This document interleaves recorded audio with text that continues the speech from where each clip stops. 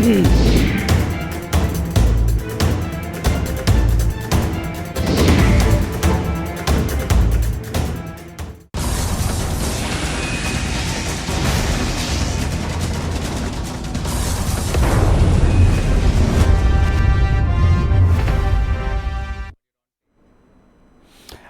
स्वीकार कीजिए ब्रजेश मिश्रा का और आप देखना शुरू कर चुके हैं द डिबेट। बहनों भाइयों, उत्तर प्रदेश की राजनीति फिर से जाति पर आ गई है। उत्तर प्रदेश की राजनीति में जाति प्रधान राज्य में चर्चा जातियों की ही होती है। मुद्दे यहाँ छोटे हैं लेकिन जातियाँ बहुत बड़ी। जिस जाति की जितनी संख्या है उसकी उतनी ही बड़ी हिस्सेदारी और राजनीति में उसका उतना ही बड़ा प्रभाव और उसके मुद्दों को उतनी ही बड़ी व्यापकता। तो इस बार जब हम 2027 के चुनाव के लिए अब धीरे धीरे राजनीतिक दल बढ़ना शुरू हुए हैं तो आप ये महसूस कर रहे होंगे कि इन दिनों जितने भी मुद्दे उठते हैं सब जाति के आधार पर ही मुद्दे उठते हैं, बनते हैं या बनाए जाते हैं या करते हैं या करवाए जाते हैं। तो आज चर्चा हम उत्तर प्रदेश की जातिगत राजनीति की करेंगे और उसमें भी खास तौर पर चर्चा करेंगे ओबीसी कम्युनिटी की पॉलिटिक्स पर।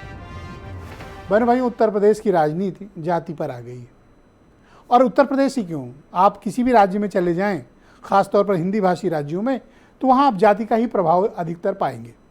उत्तर प्रदेश उनसे अलग नहीं है, बल्कि उत्तर प्रदेश जातियों के मामले में बहुत राजनीतिक रूप से अग्रणी राज्य है। और उत्तर प्रदेश में जातियाँ हुकूमत करती हैं। जो जितनी बड़ी जाति का है, जो जितनी संख्या जिसकी अधिक है, उसका राजनीति में शेयर भी उतना ही बड़ा है। अब मैं मिसाल के तौर पर उत्तर प्रदेश की जो सबसे चर्चित इस समय की राजनीति है और ख़ास तौर पर 2024 के बाद जो देश और उत्तर प्रदेश की राजनीति का पूरा माहौल शिफ्ट हुआ, वो इन दिनों ओबीसी फोकस्ड है। आप देख रहे होंगे कि जो ओबीसी कम्युनिटी के वोट के लोग हैं उनकी राजनीतिक जागरूकता भी बढ़ी है, राजनीतिक हिस्सेदारी भी बढ़ी है और उनका प्रभाव भी बढ़ा है और वो राजनीति में अपना हिस्सा अब मांगने लगे अधिकारपूर्वक। ऐसा नहीं कि पहली बार मांग रहे हैं। आपको ध्यान हो कि मंडल कमंडल के दौर से जब से वर्टिकल डिवीजन हुआ सोसाइटी का, उसके बाद से उत्तर प्रदेश में अधिकांश वक्त, बल्कि 75% जो भी रूलिंग टाइम था 90s से अब तक का, वो ओबीसी या शेड्यूल्ड कास्ट के हाथों ही रहा है। उत्तर प्रदेश की राजनीति में 90 के दशक से लेकर अब तक ओबीसी कम्युनिटी का बड़ा लंबे समय तक यहाँ रूल था, हुकूमत थी। शेड्यूल्ड कास्ट कम्युनिटी में भी थी, मायावती की हुकूमत थी, एक नहीं 4 बार थी। तो उत्तर प्रदेश का ओबीसी मतदाता अपनी सरकार होने के फायदे और नुकसान जानता है कि जब वो सत्ता में रहते हैं तो उसके नफ़े क्या हैं और सत्ता में नहीं रहते तो उसके नुकसान क्या है। इन दिनों आप महसूस कर रहे होंगे जब जातिगत जनगणना इस देश में शुरू हो गई है, कब खत्म होगी किसी को नहीं पता, लेकिन ये कन्फर्म है कि 2027 के चुनाव तक ये डेटा तो फिलहाल पब्लिकली नहीं होगा, जो होगा 27 के बाद होगा। तो उत्तर प्रदेश में जो जातिगत आंकड़ा मौजूद है, जिसकी एक मोटा मोटी लोगों के पास आइडिया है, लिखित तौर पर तो नहीं है, तो जो 2021-11 है उसके मुताबिक उत्तर प्रदेश में ओबीसी कम्युनिटी के का जो शेयर है जनगणना में, वो तकरीबन 55% से 60% के बीच है। ये ज़्यादा भी हो सकता है, ये कम भी हो सकता है। हमारे पास जो डेटा है वो 15 साल पुराना डेटा है। हमारे पास कोई आधिकारिक डेटा भी इसका नहीं है और जातियों के आधार पर तब भी गणना नहीं हुई थी लेकिन वो पब्लिक डोमेन में नहीं आई। तो उत्तर प्रदेश में आप इन दिनों देख रहे होंगे कि चाहे वो राजनीतिक संगठन के मुखिया के पद हों या विधायक सांसदों के प्रत्याशी उतारे जाने के पद हों या संगठन के पद हों, हर पॉलिटिकल पार्टी, और ख़ास तौर पर मैं जिक्र करूंगा यहाँ पर Congress party, Bharatiya Janata party, Samajwadi party, Congress भी, बीएसपी भी, ओबीसी ड्रिवन पॉलिटिक्स हो रही है। ये कोई गलत बात नहीं, होनी भी चाहिए, लेकिन ओबीसी में ये देखना पड़ेगा कि 27% के रिजर्वेशन वाली इस कम्युनिटी में कितनी जातियां हैं और उनका प्रभाव क्षेत्र क्या है। मोटा मोटी जो आंकड़े हमारे पास मौजूद रहते हैं, तकरीबन 79 to 80 के आसपास, 80 के आसपास जातियां हैं जो ओबीसी कैटेगरी में गिनी जाती हैं। उनमें भी जो 3 सबसे डोमिनेटिंग कम्युनिटी इसमें है वो है यादव, लोध और कुर्मी। उसके बाद कुशवाहा हैं, शाक के सैनी, और एक कैटेगरी है उसमें, वो कैटेगरी है ओबीसी वाली, मोस्ट ओबीसी वाली, जो काफ़ी पिछड़े हैं, जिनको रोहिणी कमीशन ने अलग करने की भी बात कही थी, लेकिन आज तक उसका कुछ अता पता नहीं चला। उसके नाम पर राजनीति जिसने भी सेकी हो, लेकिन उसमें कोई किसी को फ़ायदा नहीं दिला पाए। उनमें कौन से आते हैं? राजभर हैं, निषाद हैं, प्रजापति हैं, ये कम्युनिटी है। तो इस कम्युनिटी को राजनीतिक रूप से क्या नेतृत्व मिले, इनको सरकारी नौकरियां मिली, राजनीतिक अधिकार मिले।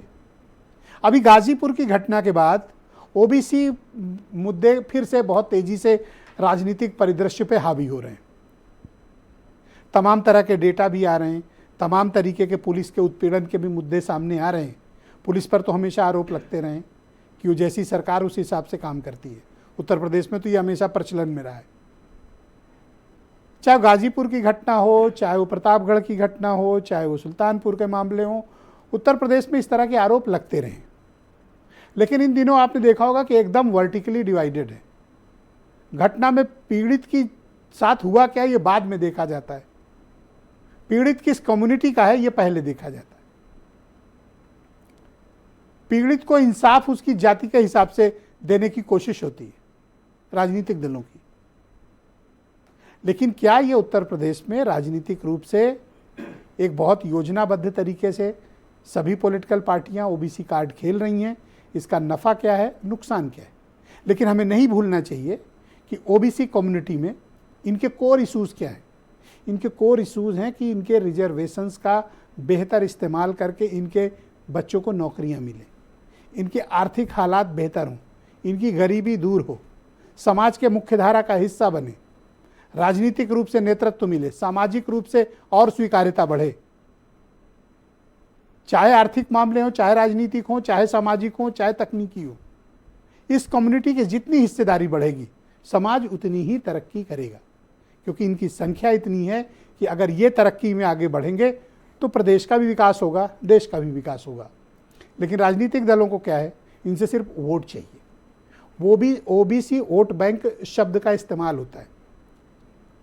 बहनों भाइयों, वोट बैंक जिसके साथ भी जुड़े उसके साथ दुर्भाग्य भी जुड़ जाता है, वो कोई भी कम्युनिटी हो।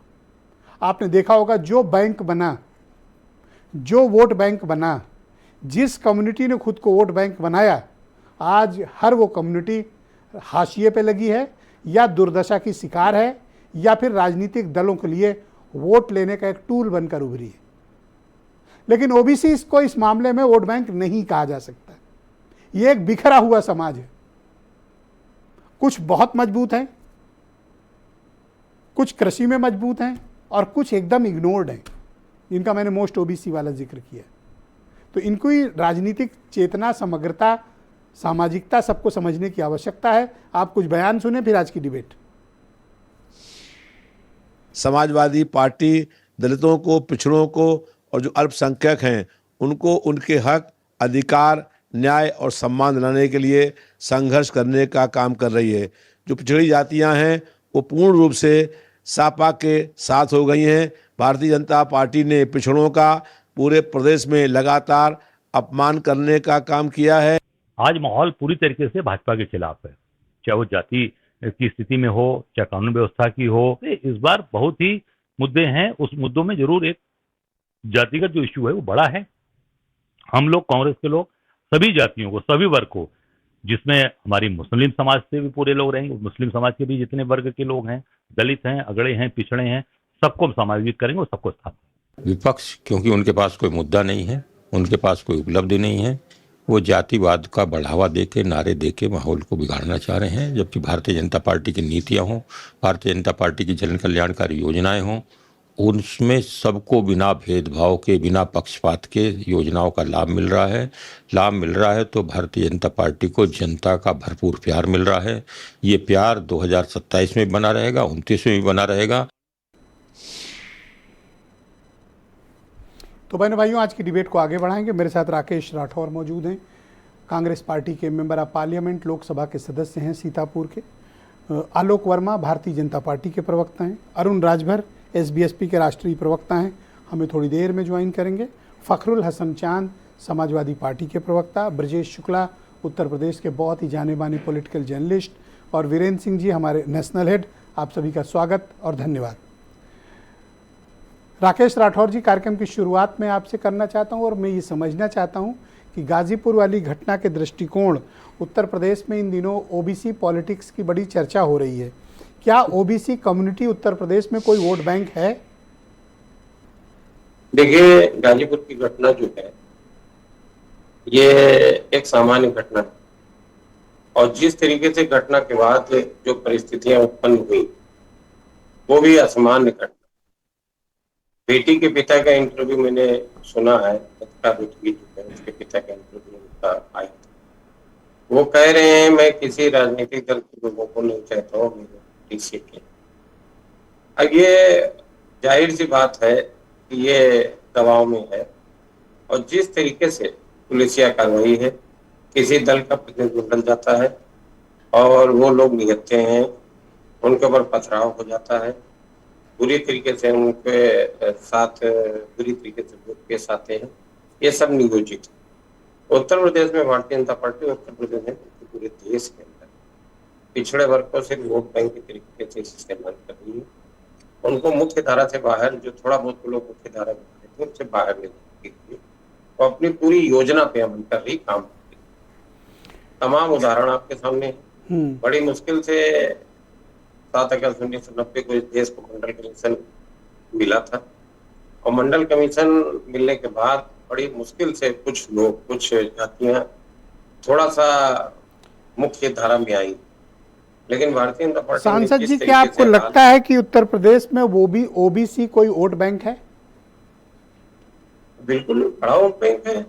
52 से 60% की आबादी पिछड़े वर्ग की है उत्तर प्रदेश के अंदर, तो वोट तो है ही है। पर इसमें भी क्लासिफिकेशन है, जैसे यादव अलग हैं, नॉन यादव ओबीसी अलग हैं, उनको उनके इश्यूज अलग हैं और उसमें भी जो अति पिछड़ा है वो अलग हैं। आप सबके मसाइल को एक तराजू पे ओबीसी में नहीं तौल सकते।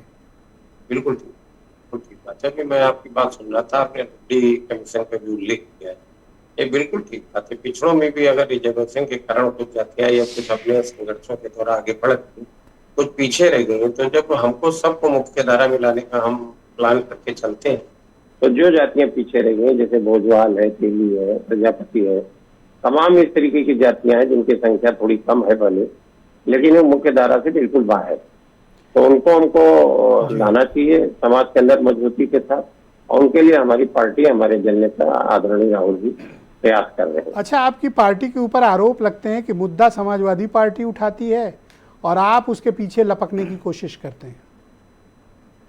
आप कहेंगे तो मैं उदाहरण दे दूंगा। उत्तर प्रदेश के अंदर अभी जो ताजा लोकसभा चुनाव हुआ तो समाजवादी पार्टी, कांग्रेस जो मुख्य घटक थे उत्तर प्रदेश, और उत्तर प्रदेश में ये भी बात लोगों को समझनी चाहिए कि 37 सीटें समाजवादी पार्टी, 6 सीटें कांग्रेस ने जीती। 43 सीटों पे 1 सीट अगर हम चंद्रशेखर जी की जोड़ दें तो 44 सीटें उत्तर प्रदेश में विपक्ष के पास है और 36 सीटें मात्र भारतीय जनता पार्टी जीती है, सिमट के रह गई है। तो ये मुद्दे लपकने की बात नहीं, बल्कि दोनों के इशू एक जैसे हैं, दोनों कमजोर वर्ग के लिए, पिछड़े वर्ग के लिए काम करना चाहते हैं, कर रहे हैं। तो मुद्दा लपकने का हमको तो नहीं लगता कोई इस तरीके का इशू। बहुत शुक्रिया, हमारे साथ कृपया बने रहिएगा। मैं आलोक वर्मा को आमंत्रित करता हूं, भारतीय जनता पार्टी के प्रवक्ता हैं। आलोक जी, बहुत स्वागत आपका। आपके पार्टी की हुकूमत पर ये आरोप लगते आए हैं कि आप लोग ओबीसी कम्युनिटी पर, उनके साथ अगर कोई घटना हो जाती है, कोई मसले हो जाते हैं तो उनको दबाने की कोशिश करते हैं। अपोजिशन इन मुद्दों को जब रेज करता है तो आपकी पार्टी के पास इस मुद्दे का कोई जवाब है कि गाजीपुर में जो कुछ हुआ, उन्नाव में जो कुछ हुआ, प्रतापगढ़ या सुल्तानपुर, अपोजिशन उसको हमेशा एक बड़ा मुद्दा बनाने में कामयाब हो जाती है? नहीं, सभी मसलों को देखिए ना, गाजीपुर का मसला भी सामने आ गया, पोस्टमार्टम रिपोर्ट आई है, तो साफ साफ लिखा है कि जो है आत्महत्या की बात अपने निकल के सामने आई है। कुछ लोग राजनीति में गिद्दित लगाए रहते हैं, इस तरीके के वाक्य जब भी आते हैं जहाँ पिछड़े हैं, अगड़े हैं, कोशिश उनकी ये रहती है कि भड़काने की कोशिश करें, लोगों पे और सत्ताधारी दल पे दबाव बनाए। तो मुझे लगता है कि इन लोगों को अपनी तरफ भी देखना चाहिए। बाराबंकी में वाकया इसी तरीके का हुआ था जहाँ राजभर का गला रेत कर हत्या की गई थी किसी, देवरिया में भी इस तरीके से राजकुमार चौहान की जो है हत्या की गई थी, कौशाम्बी में हत्या की गई थी, लेकिन जिनके ऊपर आरोप लगा था इन तीनों जिलों में वहां यादव थे। वहां पर इस तरीके की बातें ये नहीं करते हैं, लेकिन जहां पर कोई पिछड़ा होगा, कोई अगड़ा होगा, वहां पर ये अखिलेश यादव जी खास लिस्ट लगाए रखते। तो मुझे लगता है कि जो राजनीति अखिलेश यादव कर रहे हैं या दूसरे दल कर रहे हैं, इंडी गठबंधन कर रहा है, उसका दिन लग गया है।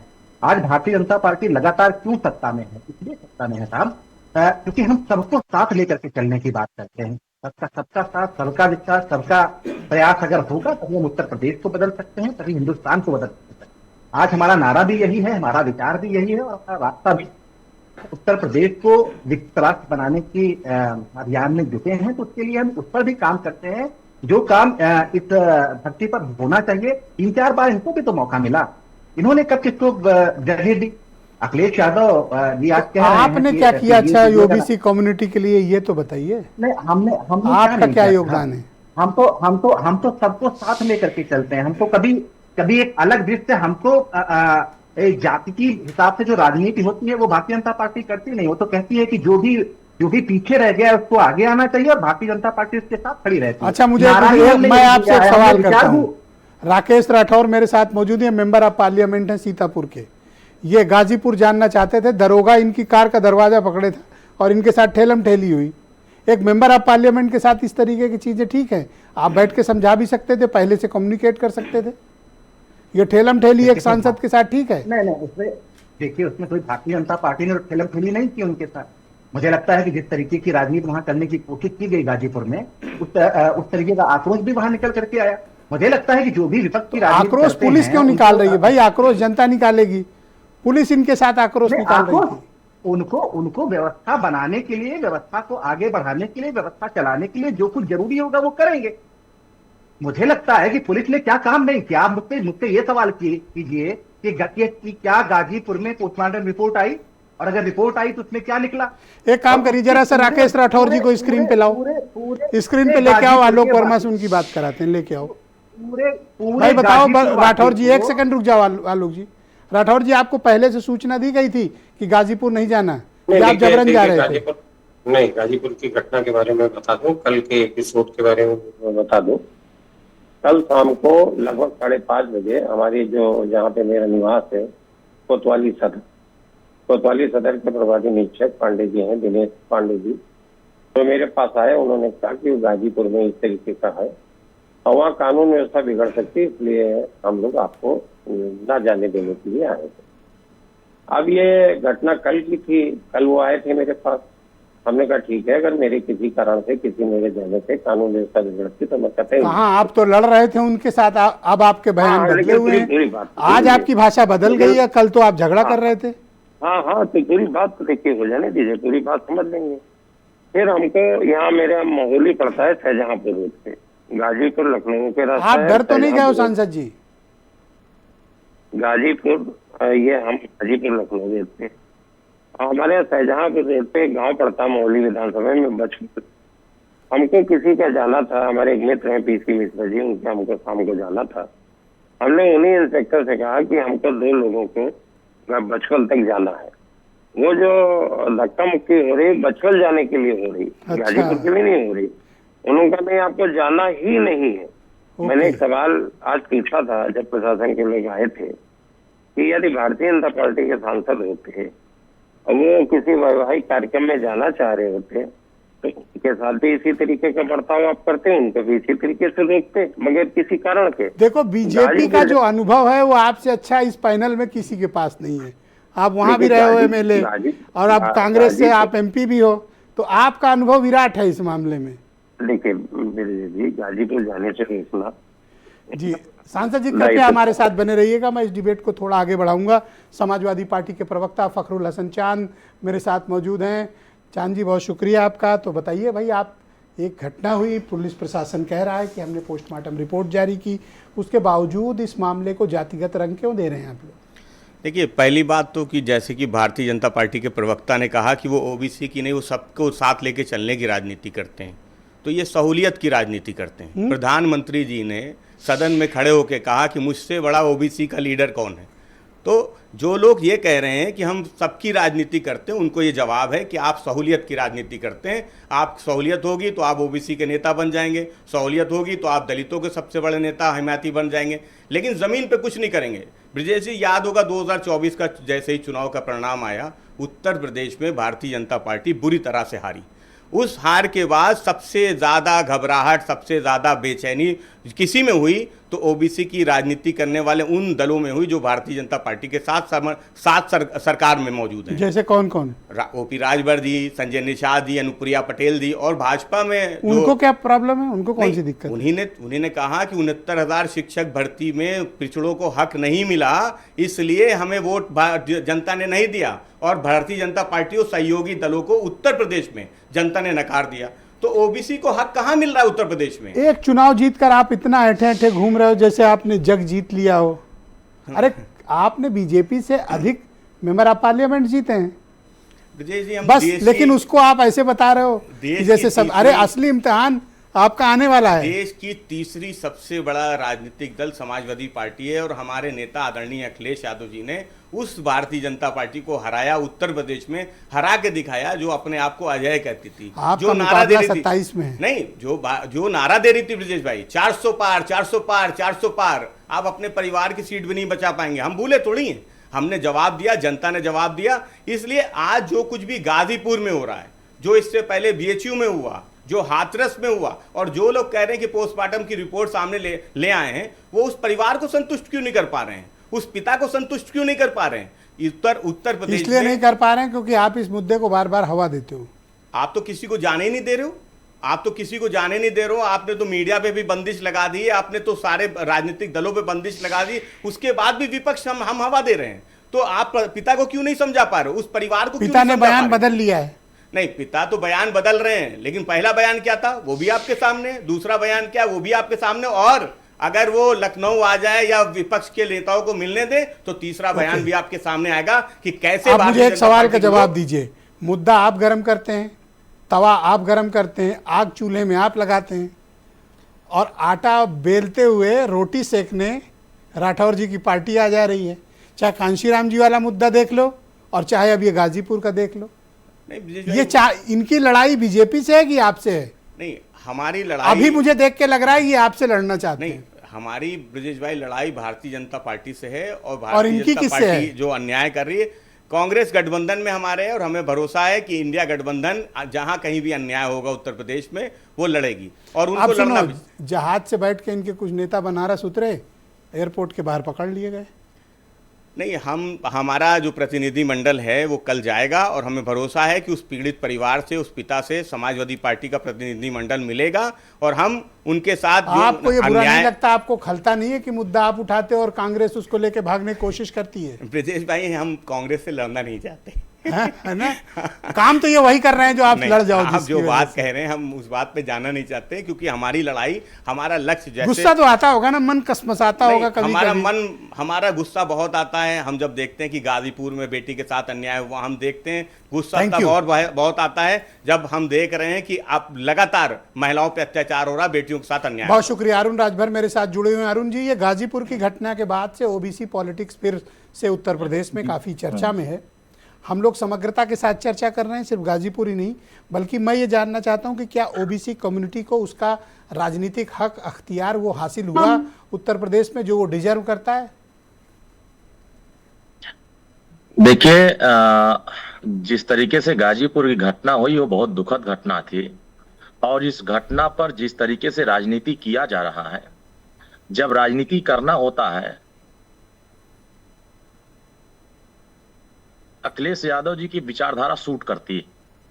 जहां उनकी विचारधारा या उनके सिद्धांत या उनके लोग जहां शामिल होते हैं, वहां उनकी राजनीति नहीं होती है। उदाहरण के रूप में देता हूं, 1.5 महीने पहले बाराबंकी जिले में 5 यादव समाज के लोगों ने मिलकर के सिर्फ 5 रुपए के एक बर्फ के लिए, एक आइसक्रीम के लिए गला काट करके तावे पर भून दिया गया, और वहां श्री अखिलेश यादव जी का कोई भी एजेंट आज तक झांकने नहीं गया कि उस राजभर परिवार के साथ अन्याय हुआ, और उसको न्याय दिलाने के लिए चाहे वो प्रियंका गांधी जी हो, चाहे राहुल गांधी हो, चाहे अखिलेश जी हो, वहां झांकने नहीं गए। राजकुमार चौहान देवरिया के थे, उनको सरेआम गोली मार दी जाती है, उनकी हत्या हो जाती है। अखिलेश यादव का चश्मा उधर नहीं घूम पाता है।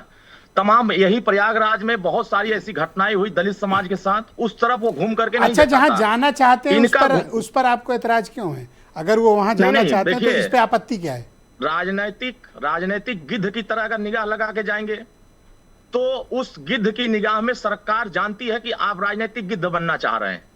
अगर परिवार के लोग सरकारी तंत्र से, प्रशासनिक तंत्र से संतुष्ट हैं, पीएम रिपोर्ट से वो सब संतुष्ट हैं, सरकार ने उनको संतुष्ट किया, 5 लाख रुपया मुआवजा दिया, 1.5 बीघे की आपकी जमीन पार्टी दिया, के आवास अध्यक्ष आवंटित जाएं, किया, उस परिवार से मिलें, तो इस बात से- सरकारी इमदाद दें, नहीं। सरकारी मदद करें, वो ठीक है। और अगर अपोजिशन से राकेश राठौर जो मेंबर ऑफ पार्लियामेंट हैं, हमारे साथ पैनल में मौजूद हैं, सीतापुर वाले, ये जाना चाहते थे, इनको नहीं जाने दिया। देखिए, हम तो कह रहे हैं कि बहुत ज्यादा सीतापुर से बाराबंकी दूर नहीं है।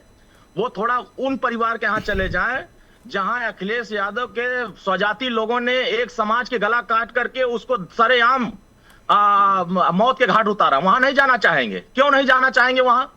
क्या जहां वोट दिखाई देगा कि यहाँ विश्वकर्मा समाज है, इसकी राजनीति करेंगे तो मुझे इसका वोट मिल जाएगा, तो मैं वहां जाऊंगा। तो वोट की निगाह से अगर आप गिद्ध बन करके राजनीति चलना चाहते हैं तो यहाँ के देश राकेश राठौर, अच्छा चलो, सपा को आप नहीं जाने देना चाहते हो, कोई बात नहीं, चाहते हैं, लेकिन राकेश राठौर को क्यों नहीं जाने दिया? इनको क्यों नहीं जाने दिया? ताना बिगाड़ना चाहते हैं, आपसी जाति ध्वंस कराना चाहते हैं, ये जहां अमन चैन से लोग रह रहे हैं वहां आप विद्रोह कराना चाहते हैं। यही तो बात है कि बनाम फॉरवर्ड बनाम बैकवर्ड करा दो, जाति को जाति से लड़ा दो, जाति को एक दूसरे का प्रति नफरत फैला दो। यही तो काम विपक्ष कराना चाहता है। आप बताइए कि पूरा परिवार, हमारे माननीय राष्ट्रीय अध्यक्ष श्री ओम प्रकाश राजभर जी मौके पर गए और आपको पुलिस पर स्क्वाड करके पुलिस प्रशासन ले जाके आपको मिलवा लाया। इनको तो गांव भी घुसने की इजाजत नहीं है ना, क्योंकि ये राजनीति करना चाहते हैं उस मुद्दे पर। अरे आप मिनिस्टर हो, एक सेकंड रुको, आप मिनिस्टर हो, आपके साथ पुलिस है, प्रशासन है। राकेश राठौर को तो दरोगा रोक लिया, क्योंकि वो जिस मंशा से जाना चाह रहे हैं उस मंशा से उस परिवार की मदद नहीं करना चाहते। अच्छा, ये अभी मुझसे कह रहे हैं कि ये अपनी मंशा भी बताने को तैयार हैं, ये आपको लिख के देने को तैयार हैं कि इनकी अच्छी मंशा है, आप जाने दोगे इनको? नहीं, ऐसा क्या है कि जब जिस घटनाक्रम का मामला जाने दोगे या नहीं, ये बताओ। घटनाक्रम के ये कह रहे हैं मुझसे कि कह दीजिए कि इनकी मंशा अच्छी है, स्पष्ट कर दिया। ये कह रहे हैं मंशा अच्छी, जाने दो मुझे। स्पष्ट हो गई तो फिर इसमें किसी प्रकार का राजनीतिक करने की क्या जरूरत है? हम तो कह रहे हैं। धन्यवाद राजभर जी, कृपया सर जुड़े रहिएगा, डिबेट को थोड़ा आगे बढ़ाना है। पिछड़ों के साथ अन्याय हुआ जी, धन्यवाद। नजर क्यों नहीं आते हैं अखिलेश? आज तक आप रोहिणी कमीशन की रिपोर्ट लागू नहीं करा पाए। एक सेकंड सर, पहला राउंड है सर। सर आपका इलाज करेगी सर, थैंक यू सर। सीमा राजभर को बना दिया, इलाज करेगी आपका, चिंता मत कीजिए। नहीं सर, ये इलाज वाली भाषा ना बोलो सर, कैसी बात करते हो कि खाली ऐसी लैंग्वेज यूज काम कर दिया है। धन्यवाद सर। मुझे कुछ नहीं करना है, 27 से छोड़ मैं ब्रजेश जी को आमंत्रित करता हूं डिबेट में, ब्रजेश शुक्ला जी को। ब्रजेश जी हमारे साथ मौजूद हैं। ब्रजेश जी, उत्तर प्रदेश की ओबीसी पॉलिटिक्स पर थोड़ा सा आप सर फोकस करें और बताएं कि ओबीसी पॉलिटिक्स उत्तर प्रदेश के जमीन पर कितनी मजबूत है और जिस तरह के आजकल हर राजनीतिक मुद्दे उठाए जा रहे। जैसा मैंने डिबेट के प्रारंभिक उद्बोधन में कहा कि उत्तर प्रदेश में किसी के साथ अपराध होता है तो अपराध क्या हुआ ये बाद में देखा जाता है, उसकी जाति पहले खोजी जा रही है। ब्रजेश जी, जो ओबीसी की राजनीति है, इसकी जो शुरुआत है, मजबूती से जो शुरुआत हुई थी वो 1992 में हुई जी। और तब एक ओबीसी पिछड़ा एक वर्ग था और इस पे बाकायदे इसने भूचाल ला दिया था पिछड़े उसमें। लेकिन धीरे धीरे धीरे धीरे धीरे धीरे हुआ कि अब बहुत से ओबीसी वर्ग को, एक बड़े वर्ग को लगता है कि साहब उनको उनका वो हक नहीं मिलता जितना उनको मिलना चाहिए। अब उसी को लेकर के धीरे अब सारे राजनीतिक दल ये बाकायदे उस होड़ में लगे हुए हैं कि कैसे उनके वोट लेना है। अब लोकसभा चुनाव हुए 2024 में, उसमें इसने ओबीसी राजनीति एक नया पलटा खाया, क्योंकि 2014 में जिस तरह मोदी ने ओबीसी का कार्ड खेला और वो सफल हुआ, फिर 2019 में सफल हुआ, 2017 में हुआ, 2022 में हुआ, लेकिन 2024 में बाजी पलट गई बिल्कुल। अब असली लड़ाई अब शुरू होती है, क्योंकि बीजेपी भी सतर्क हो गई है। वो समझ गई है कि उनसे गलती कहाँ हुई और वही हथियार इस्तेमाल करने जा रही है बीजेपी, जिस हथियार से अखिलेश ने बाकायदे बीजेपी को चित किया था यहाँ पर, और बीजेपी से ज़्यादा सीटें पाई थी। तो ये जो राजनीति है, इस तरह की जो घटनाएं हैं, इस तरह की जो वो हैं जो घटनाएं हो रही हैं, और उस पे जो राजनीति हो रहा है, ये दिन पे दिन आपको बढ़ेंगी अब, और आपको अगले 7-8 महीनों तक ये पिछड़ों की राजनीति पर काफी भूचाल आने वाला है। कारण क्या है कि टिकट भी ज्यादा उनको इस बार मिलने वाला है। उसमें अति पिछड़ों की मैं बात करने जा रहा हूँ मैं, तो अति पिछड़ों को और अति दलितों को ये राजनीति अब शुरू होने वाली है। उनके छोटे छोटे मुद्दे सामने आ पाएंगे। सारे राजनीतिक दल वहां जाना चाहेंगे जहां घटनाएं होंगी, और सरकार की पूरी कोशिश हो किसी तरह इसको दबाया जाए, किसी तरह इसको वो किया जाए। जो आप देख रहे हैं गाजीपुर की घटना, वो इसी तरह की है, और ये घटनाएं आपको ज़्यादा बढ़ती हुई दिखेंगी और ज़्यादा ये असर डालेंगी आने वाले चुनाव में भी और राजनीतिक दलों पर भी। तो इन दिनों जो राजनीति हो रही है, और ख़ासतौर पर ओबीसी वाली, क्या सभी राजनीतिक दलों पर दबाव है? क्योंकि मैं देखता हूँ किसी का भी संगठन का नेतृत्व तय हो रहा हो, संगठन के पदाधिकारी तय हो रहे हो, सरकार में कोई चीज़ें तय हो रही हो, संगठनिक रूप से तैयार हुई हो, पक्ष हो या प्रतिपक्ष, हर जगह मुद्दा ओबीसी आ जाता है कि ओबीसी के लिए ये करना है, ओबीसी के लिए वो करना है। इतना प्रेशर क्यों है? ये प्रेशर इसलिए 2024 के लोकसभा चुनाव से प्रेशर बना, जो अखिलेश यादव ने पीडीए का जो फार्मूला लाए वो।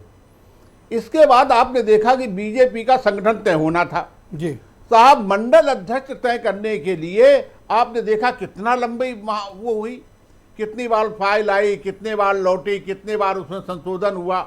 अब आप देखिएगा कि अब प्रदेश के पदाधिकारी शायद 2-3 तारीख तक घोषित हो जाएंगे, ये उत्तर प्रदेश बीजेपी के पदाधिकारी। तब आप देखिएगा उनको कितना प्रतिनिधित्व मिलता है। शुक्रिया ब्रजेश जी, कृपया हमारे साथ बने रहिएगा। वीरेंद्र सिंह जी हमारे नेशनल हेड इस डिबेट में हमें ज्वाइन कर चुके हैं। वीरेंद्र जी, ये उत्तर प्रदेश की ओबीसी पॉलिटिक्स किस तरफ जा रही है? देखिए, चुनाव बहुत निकट हैं और उत्तर प्रदेश में ओबीसी राजनीति बहुत निर्णायक स्थिति में है। उत्तर प्रदेश में 2027 के चुनाव को लेकर कौन सरकार बनाएगा? आज की तारीख में जो पार्टियां हैं छोटी छोटी, वो एक जात की पार्टियां कही जा सकती हैं जो हैं, एक जो दल हैं, और वो दल अकेले चुनाव लड़कर बहुत ज़्यादा जीत हासिल नहीं कर पाते, इसलिए वो कभी सपा के साथ या कभी भाजपा के साथ गठबंधन में जाते हैं और कंधे पे लद के बैतरणी पार कर लेते हैं। फिर उनको ज़रूरत होती है कौन दल सत्ता में है वहाँ चला जाए और वहाँ पर अपना ठिकाना मजबूत किया जाए। जी, अभी सीमा राजभर को अखिलेश यादव ने महिला सभा का राष्ट्रीय अध्यक्ष बनाया, जिसके बाद ये बात फिर तेज हो गई कि राजभर की काट के रूप में ओबीसी वोट को वो धार दे रहे हैं। ब्रजेश जी, चाहे सुभाषपा है, निषाद पार्टी है, महान दल है, अपना दल है, और बहुत सारे दल हैं जो जातियों के नाम पर दल बने हैं और उनमें एक ही जात के वोट हैं ज़्यादातर, और वहीं से वो अपने विधायक चुनवाते हैं। लेकिन ये जो ओबीसी वोट बैंक है, ये पूर्वांचल की करीब 62 विधानसभा सीटों पर सीधा असर डालती है, और बीजेपी में इस समय 29 के करीब मिनिस्टर हैं जो ओबीसी समाज से हैं। आप ये देखिए, और जो सबसे बड़ी बात है कि पंचायत चुनाव को इसी ओबीसी वोट बैंक के वजह से ही तो टाला गया। एक तरफ ये बात कही गई कि अभी आयोग नहीं बन पाया है, लेकिन अगर वोटों का बिखराव कहीं इधर उधर जाता दिखता है तो वो सरकार, बीजेपी, इन सब के लिए मुसीबत भी हो सकता है। लोकसभा चुनाव में अखिलेश यादव ने कुर्मी वोट बैंक पर काफ़ी बड़ी सेंधमारी कर दी। ये एक सबसे बड़ी चिंता है बीजेपी की। ये जो पीडीए बना, पीडीए बनने की ज़रूरत क्या थी? पीडीए का नारा क्यों आया? पीडीए सिर्फ इसलिए है कि तीसरा वोट लेके आओ। यादव और मुसलमान एमवाई समीकरण इनके पास है, पीडीए में एक तीसरा वोट वो पीडीए से ला रहे हैं। और यही सबसे बड़ी चिंता है, कहीं वो राजभर में, कहीं कुर्मी समाज में, कहीं पर निषाद में, कहीं पर बहुत सारे जगहों पर अखिलेश यादव इस मामले में पीडीए का नाम देकर उनको अपनी ओर खींचने की कोशिश में लगे हैं। आज कुछ दिन पहले आपने देखा कि नोएडा में गुर्जरों की एक रैली की अखिलेश यादव ने, वो भी बड़ी पीडीए का नाम दिया गया, जहां शहरी इलाकों में उनका वोट नहीं है। जबकि आप देखेंगे कि मौर्य, कुशवाहा, सैनी, लोध, निषाद, राजभर, ये सब जातियां बड़ी संख्या में बीजेपी के साथ हैं और बीजेपी के साथ इनके गठजोड़ भी हैं, गठबंधन में भी हैं। लेकिन उसके बावजूद सेंधमारी चल रही है। और आप ये देखिएगा कि ये चुनाव बहुत निर्णायक चुनाव होगा, ओबीसी जातियों की वजह से ही होगा। अब ये कह रहे हैं कि साहब पहले हम लोग बचपन में देखते थे कोई जानवर कहीं मर जाता था तो गिद्ध मंडराने लगते थे आसमान में। अब गिद्ध तो कहीं दिखाई नहीं पड़ते, लगता है सब मर गए ज़्यादातर गिद्ध। अब राजनैतिक गिद्ध का एक नई परिभाषा आई है और हम अपने सुविधा के अनुसार से दूसरे को गिद्ध कह सकते हैं। हम वही काम करें तो हम बहुत बड़े समाज सेवी और चरित्रवान और नेता हैं, और कोई दूसरा नेता करे तो वो गिद्ध है। बस इतना अंतर है, आप ये जान लीजिए जी। और कहते हैं कि चुनाव में लोग भोजन बहुत करते हैं, ओबीसी, दलित, इन सब के घरों में जाकर, और चुनाव के बाद उनका अता पता नहीं चलता कहाँ चले गए जिसके यहाँ खाना खाए थे। मोदी जब 2014 में आए तो उनको सभी जातियों ने वोट दिया और ओबीसी, एससी की एक बहुत बड़ा वोट बैंक उनके साथ आया और वो लहर पर सवार रहे। लेकिन 2024 में वो लहर कमज़ोर पड़ी और उत्तर प्रदेश में उसका सबसे बड़ा नुकसान हुआ। इसी वजह से बीजेपी बहुमत में नहीं आ पाई। अब वो उसका लाभ अखिलेश यादव को मिला था। अब ये जो चुनाव आने वाला है इसमें वो ट्रेंड कायम रहेगा या बीजेपी उसको बदलेगी, उस पर रोक लगा पाएगी, ये सब बहुत आसान नहीं है कह पाना, लेकिन कठिन चुनौती है। बार बार सरकार को रिपीट करना आसान नहीं है जी। फिलहाल आप जात पात के इतर कुछ सामाजिक बराबरी की लाइनें सुनिएगा कि माथे पर तिलक, दिल में उजाला होना चाहिए और जाति से नहीं कर्म से इंसान निराला होना चाहिए। और डिग्रियां तो ले ली पर दिमाग में वही जाला है और बराबरी का रंग आज भी उनके लिए काला है।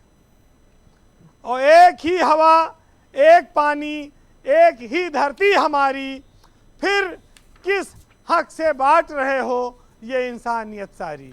बहुत शुक्रिया वीरेंद्र जी, आपका बहुत बहुत धन्यवाद ग्राउंड जीरो से अपना फीडबैक, ओपिनियन और पॉलिटिकल ऑब्जर्वेशंस को हम तक पहुंचाने के लिए। बहनों भाइयों, इस परिचर्चा का दूसरा चरण शुरू करते हैं। मेरे साथ सीतापुर से member of parliament Lok Sabha Rakesh Rathore इस वक्त मौजूद हैं। राठौर जी, मैं आपसे जानना चाहता हूं कि ओबीसी कम्युनिटी के कोर इश्यूज क्या हैं? क्या सिर्फ आरक्षण है, नौकरी चाहिए, आर्थिक असमानता है, या राजनीतिक सामाजिक भागीदारी की कमी? हाँ, ये जो आप बता रहे हो ये राजनीतिक भागीदारी की कमी है। और देखिए, आरक्षण के साथ साथ जो परंपरागत जो इन लोगों के पेशे थे, इन जातियों के, वो टूटे, उनमें परिवर्तन हुआ, आधुनिकीकरण हुआ और वो अपने परंपरागत पेशों से दूर लोग, उनका जीविका कमजोर पड़ी। सरकार ने और तमाम पार्टियों ने मंडल कमीशन के बाद इसके ऊपर गौर किया और प्रयास हुआ कि ये लोग पुनः मुख्यधारा में आए, जो अपनी जीविका के पेशे के साथ जुड़े थे मुख्यधारा में। हमारी पार्टी में राहुल जी भी अभी माननीय काशीराम की जयंती के अवसर पर इंदिरा गांधी प्रतिष्ठान में भी ये बात कही है। उन्होंने बाकायदा काशीराम जी के तमाम उदाहरण देते हुए उन बातों को कहा है। काशीराम जी आपके क्या लगते हैं भाई? वो आपके कौन है? उनका तो आपसे कभी वास्ता नहीं था। ये तो जबरदस्ती किसी के महापुरुष हाईजैक करने की बात हो गई। देखिए सर, महापुरुष न किसी को होते हैं, न महापुरुषों ने कभी जाति लिखा। अब काशीराम जी के विचार अगर आज कांग्रेस आत्मसात करना चाहती है तो हमको लगता है लोगों को बुलाइए।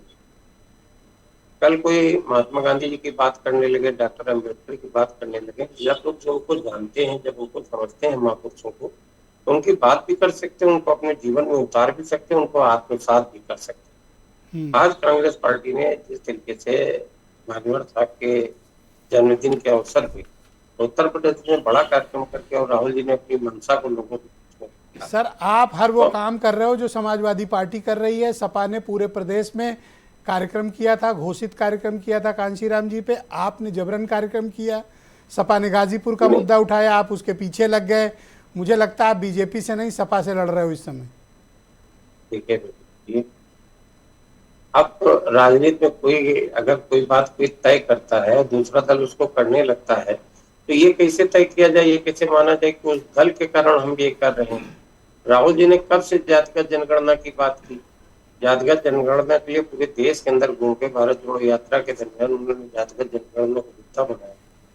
अब भारतीय जनता पार्टी मजबूर हुई जातिगत जनगणना को कराने की। अच्छा, एक सवाल और है आपसे कि आप भी अति पिछड़ा कम्युनिटी से आते हैं, वो आप देख लीजिएगा और देख लीजिएगा इन्हीं तरीके से कमजोर जातियों के लिए है जी। उनको मुख्य धारा मैं एक में सवाल लाने पे और आता हूँ के- सर, एक सवाल और ले लीजिए। आप भी अति पिछड़ा कम्युनिटी से हैं और राजभर जी की पार्टी भी अति पिछड़ा है। आप किसी मुद्दे को उठाते हैं तो ये आपको कहते हैं आप गिद्ध हैं। देखिए राजभर जी क्या कहते हैं, हम तो नहीं उसको कोई बात कहेंगे। राजभर जी का अपना सोच है और गिद्ध कहते थे, कुछ कहते हैं तो कह सकते हैं, स्वतंत्रता है सबको। और मतलब राजभर जी क्यों कहे, कुछ भी मैं- कह सकते हैं, उनको छूट है। नहीं, ये बात नहीं। देखिए लोकतंत्र है, इसमें लोगों को अपनी बात कहने का मौका मिलता है, ठीक है। जी, उन्होंने अगर गिद्ध कहा है उनकी नजर में। थैंक और यू। देखिए, कृपया ये तो हमारे जन- साथ बने रहिएगा। सारे मैं अरुण राजभर को आपसे सीधे अभी पहले आउट ऑफ टर्न कनेक्ट कर देता हूँ। राजभर जी, आप इनको गिद्ध कह रहे थे पर इनकी सहजता देखिए, ये कह रहे हैं आप कह रहे हैं तो भाई ठीक ही कह रहे होंगे। देखिए वो ये बात कह रहे हैं कि अति पिछड़ों के साथ लंबे समय तक कांग्रेस ने अन्याय किया, चाहे वो राष्ट्रीय पिछड़ा वर्ग आयोग को संवैधानिक दर्जा देने का मामला हो, चाहे पिछड़ों को नीति में आरक्षण देने का मामला हो, और चाहे देश में जाति जनगणना करा करके सबकी भागीदारी कराने का मामला हो, वो नकारा साबित हुए। ये साफ जाहिर हो गया कि कांग्रेस की सरकार रहते हुए वो नकारा साबित हुए, उन्होंने अति पिछड़ों को हक नहीं दिया। 27% आरक्षण में जो मजबूत पिछड़ा है वो इसका लाभ ले रहा है, जो कमजोर अति पिछड़ा है उसको लाभ नहीं मिला। ये बात ये स्वीकार कर रहे हैं, और यही बात माननीय ओम प्रकाश राजभर जी पिछले 22 साल से यही बात कह रहे हैं कि देश में जो पिछड़ों को जो 22 सिफारिशें थी उसको लागू कराने का प्रयास आखिर कांग्रेस ने क्यों नहीं किया। ओके, मैं अब आपसे और एक देश में सवाल करना संवैधानिक चाहता दर्जा हूं। पिछड़े वर्गों को देना था, दिल्ली जो में राष्ट्रीय भारतीय पिछड़ा जनता वर्ग पार्टी आयोग की बना के, वो तीसरी क्यों बार नहीं की दिया? हुकूमत है, और आज उत्तर प्रदेश में रोहिणी दूसरी आयोग बार की की रिपोर्ट है। जब बनी देश आप में, 4 साल से मंत्री हो, आप क्यों नहीं रोहिणी कमीशन की रिपोर्ट लागू करा पा रहे हो? ये तो अरे मैं आपकी तो- नाकामी है।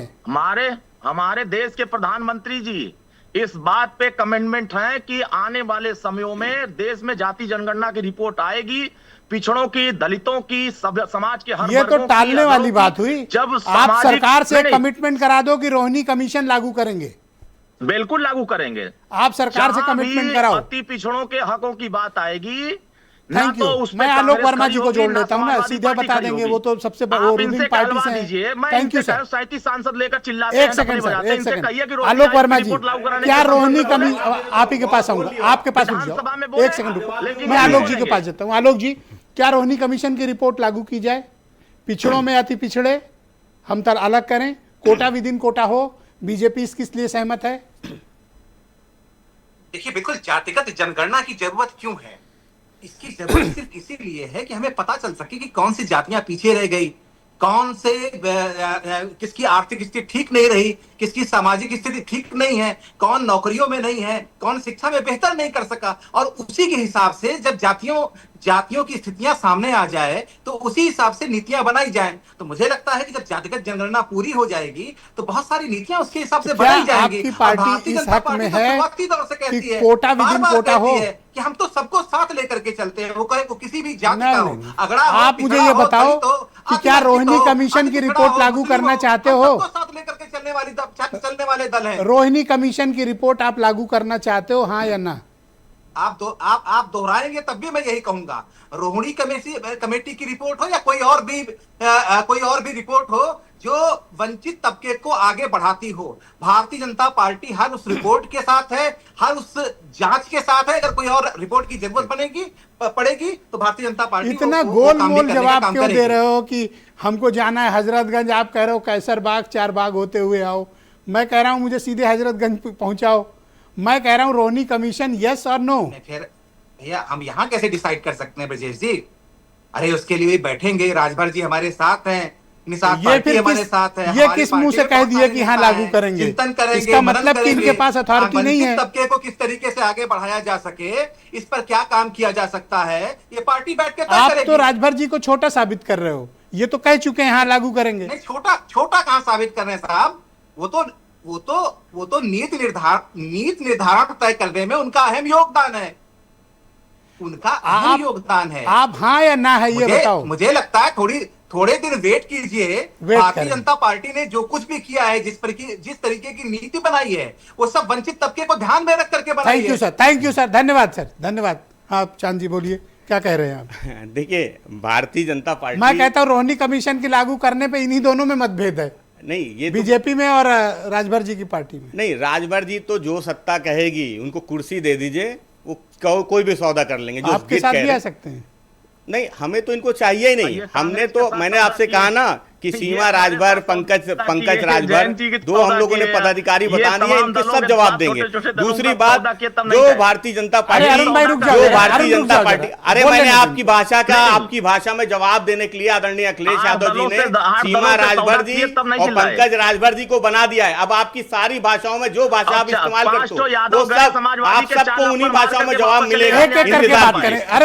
अरुण रुक जाओ जरा। दूसरी बात, भारतीय जनता पार्टी के प्रवक्ता और सुहेल देव राजभर पार्टी के प्रवक्ता जो बड़ी बड़ी बातें कर रहे हैं, जाति जनगणना होनी चाहिए थी। अरे जाति जनगणना 2024 से पहले क्यों नहीं बोलते थे कि होनी चाहिए थी? जब 24 का चुनाव हार गए, आदरणीय अखिलेश यादव जी ने कहा था सदन में खड़े होकर कि ये वही लोग हैं जो एक समय आएगा कि जाति जनगणना के पक्ष में खड़े हो जाएंगे। आज पूरे भारतीय जनता पार्टी, ऐसे लड़ो मत, एक सेकंड रुक जाओ, एक सेकंड अरुण प्लीज, उनको अपनी बात रखने दो, मैं आपको टाइम दूंगा, तब बोलना, बीच में रनिंग कमेंट्री नहीं सर। सीमा राजभर, याद रखिएगा नाम, सीमा राजभर, पंकज राजभर, आप फिर से याद कर लेना। और दूसरी बात, मैं फिर से कहता हूं कि प्रधानमंत्री जी से जब कहा गया था जाति जनगणना के लिए, तब प्रधानमंत्री जी ने कहा था इस देश की सबसे बड़ी जाति तो गरीब है, तब भी नहीं कहा था कि जाति जनगणना होनी चाहिए। समाजवादी पार्टी अध्यक्ष आदरणीय अखिलेश यादव जी ने जब 2024 में उत्तर प्रदेश में भारतीय जनता पार्टी को हराने का काम किया,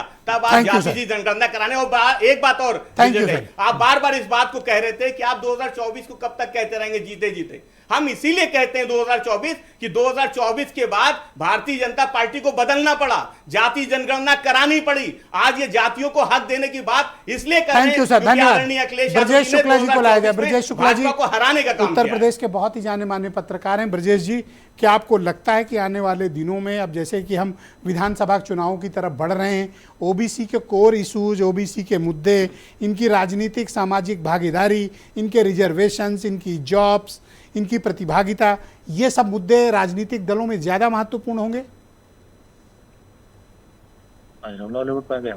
यही मुद्दे होंगे। आप देख लीजिएगा कि 2027 का जो विधानसभा चुनाव है, वो सिर्फ अति पिछड़े और अति दलित, इनके इर्द गिर्द घूमने वाला है कि इनको कितना प्रतिनिधित्व दिया गया है, इनको कितनी हमने टिकट दी है, इनके लिए हम क्या चाहते हैं, इनके लिए क्या करना चाहते हैं, ये सारा कुछ इसी के इर्द गिर्द घूमेगा। और ये जो जाति गणना हो रही है, ये जाति गणना भी इसमें प्रमुख मुद्दा रहेगा। और यही नहीं, आप आगे आने वाले दिनों में देखेंगे 2028 ये बड़ा और भी महत्वपूर्ण होगा, क्योंकि 2029 में चुनाव है। तब ये जो आप रोहिणी कमेटी की जो रिपोर्ट की बात कर रहे हैं, तब ये ब्रह्मास्त्र ये निकाल के लाएंगे, मुझे लगता है ऐसा। एक बार ये ब्रह्मास्त्र आपको याद होगा, आप ही ने मुझे जिक्र किया था कि राजनाथ सिंह ने निकाला था, तब वो सत्ता में थे और ये मोस्ट ओबीसी का मुद्दा लेके आए। हुकुम सिंह कमेटी की रिपोर्ट आई और बीजेपी ऐसा हारी थी कि 14 बरस का वनवास मिला था।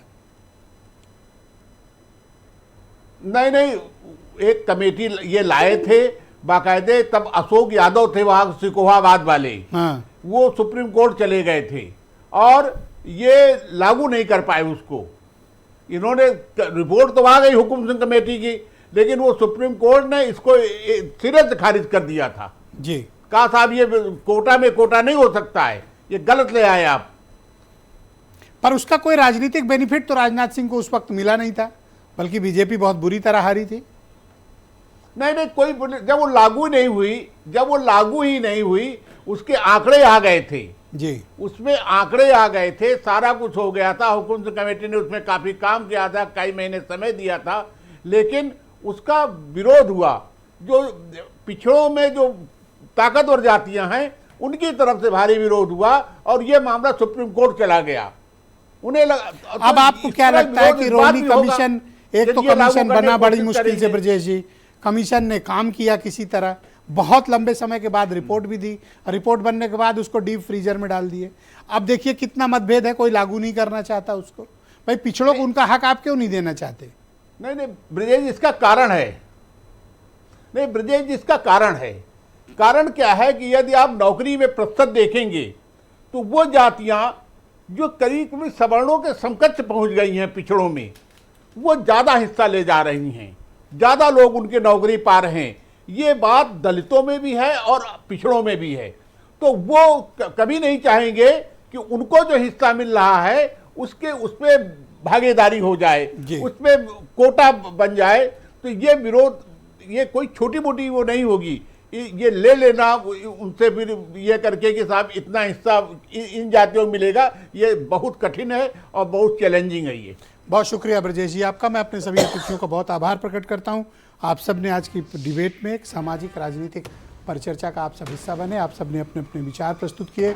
आप सभी का बहुत शुक्रिया और बहनों भाइयों आपका भी बहुत धन्यवाद इस कार्यक्रम को देखने के लिए। शुक्रिया, धन्यवाद, नमस्कार।